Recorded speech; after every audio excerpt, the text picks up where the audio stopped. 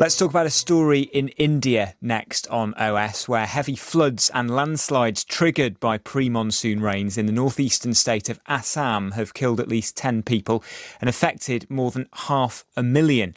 One of the world's largest rivers, the Brahmaputra, which flows into India and neighbouring Bangladesh from Tibet, burst its banks in Assam state over the last 3 days, inundating more than 1,500 villages. A bit earlier on, I spoke to Sachin Gogoi from BBC Monitoring, who's based in Delhi, but he's originally from Assam state. The floods have actually started quite early this season because it's a bit of a seasonal affair in the state.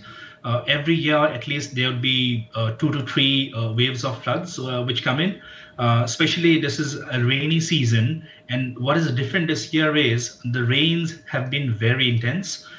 So far, about 700,000 people have been affected, close to 1 million rather.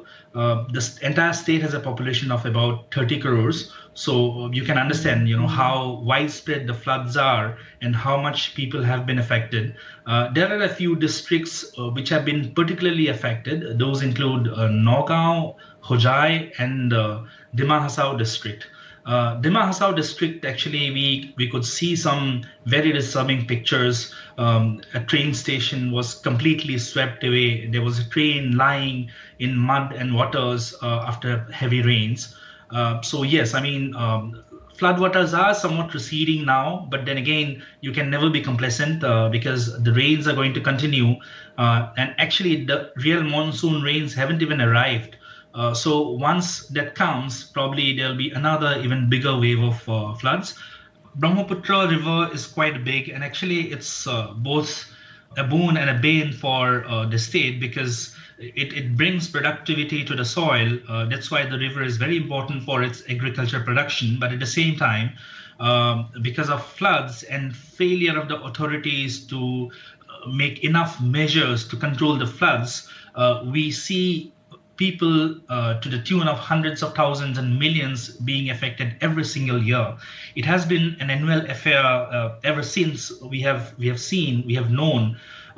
People get killed every year, and their properties, homes, vegetation's damaged, and also animals. There are a few national parks which always get inundated, and all the wildlife, they have been suffering for years now. Let's listen together, Sachin, to a message that we got from somebody who's living through this.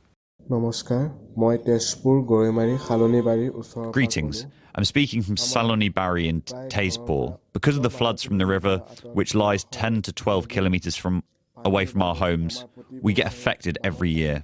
Every year, floodwaters inundate our houses. Every year, our lives get submerged in water. We've been tormented by floodwaters every year for the past 9 to 10 years. We have not received any support from either the government or any private entity. People come and review the flood damage every time, but we haven't received any support. We've been left to face this problem every single year. We keep hoping for assistance that hasn't arrived. Is that, Sachin, something that you hear from others in that situation as well? Well, I would say it's a mixed bag because the government has instituted proper mechanisms to identify, assess damages, and to be fair to the authorities, a lot of people actually do get relief. But at the same time, because of all the bureaucratic problems, there is always a chance of people falling out of that list. But at the same time, critics also claim that actually the floods work in the favor of a nexus which exists between corrupt government officials and contractors who continue to mint money from the floods which have been affecting people's lives. At a time when people are forced to leave their houses and live in temporary shelters, these contractors are able to mint money by engaging in construction work, which often people say is of poor quality and isn't good enough to protect them from the floods.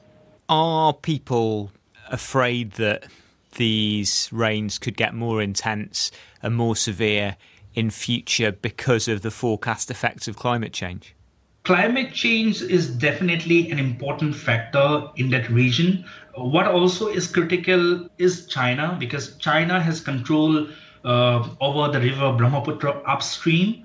There have been reports about China trying to artificially control the river through big dams. The Indian government has been somewhat quiet and not really telling the people what actually is happening in the upstream. That is a major worry. So each time the news about floods come up, basically there are two things which come simultaneously, which are discussed as reasons. One, China, and the second, of course, is climate change. Climate change has been blamed to a degree, even though there has not yet been scientific research on how much of impact climate change is actually having in the flood patterns in the state. But yes, many experts are saying that floods are being, increasingly getting more devastating. I hope all your family and friends are okay back in Assam. Sachin, you're speaking to us from Delhi, but are people back at home all right? Well, it's a mixed bag. Most of the family members are doing well, but of course, you cannot feel very peaceful when your known people are suffering because of the floods, and there have been plenty of those. Yeah, I can imagine if you're from there, a difficult time. So thanks to Sachin Gogoi from BBC Monitoring in Delhi, originally from Assam State in the northeast of India. We heard one message from the flood zone during that conversation with Sachin. Let's listen to somebody else who we got a message from there. जी मेरा नाम हिलाल है मैं सिलचर असम से हूँ. My name is Hilal. I'm from Silchar, Assam, in India. We're from the Barak Valley that has a river named Barak. And because of the floods from the river, the entire Kachar district has been affected. It's affected me as well, and my house has been submerged in water. And the houses of my neighbours have also been underwater. People have received help from the authorities, and the government has made provisions for camps for the people who've not been able to live in their houses. OK, so some praise from him for how the authorities have been responding to help people. I expect, as we heard from Sachin, it's a story we're going to hear more about because these are pre-monsoon rains, so the worst rains perhaps are still to come.